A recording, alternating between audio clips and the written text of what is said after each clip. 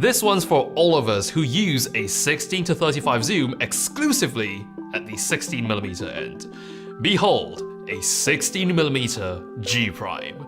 Only one more inconceivably small yet excellent lens from Sony, and here's 6 things you need to know about their new full-frame 16mm F1.8 G.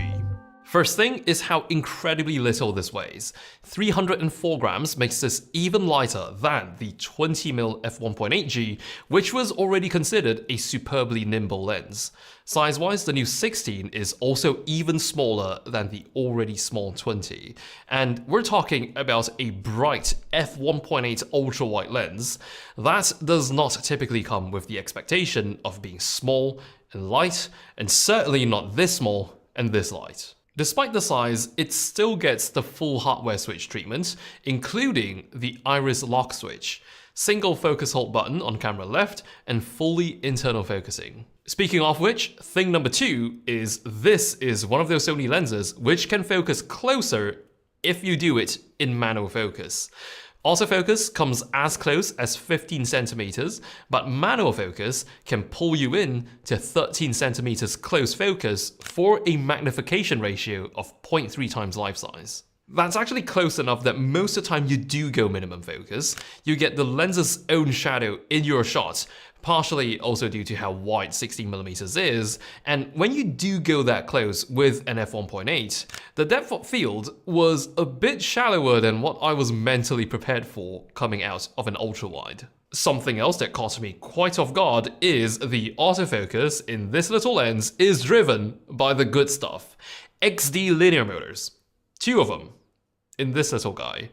Typically, autofocus is already not the biggest thing to worry about on ultrawides, but now that it's being driven by the same tech driving G Masters, there's likely not gonna be much to worry about. So is the case when it comes to focus breathing, because item number 4 is how there's optically rather little focus breathing present on this 16mm prime. The lens still is compatible with in-body focus breathing compensation, but benefits of not having much focus breathing to begin with means you do get much less of a crop when you do enable compensation. Item number 5 is the obligatory image quality rundown.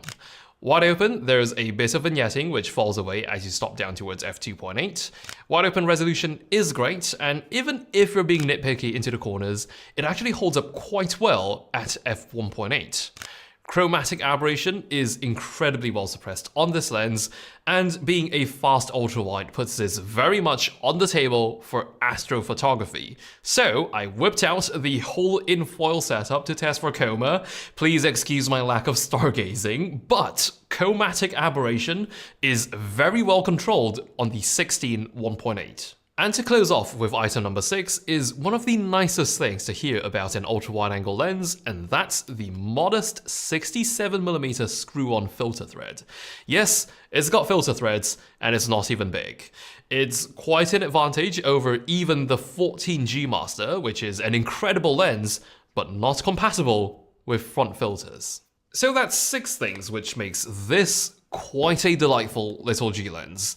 This will be launching in Malaysia for just under 4,000 ringgit, so definitely under $1,000 US. Links below for anyone interested, and I'll be seeing you around.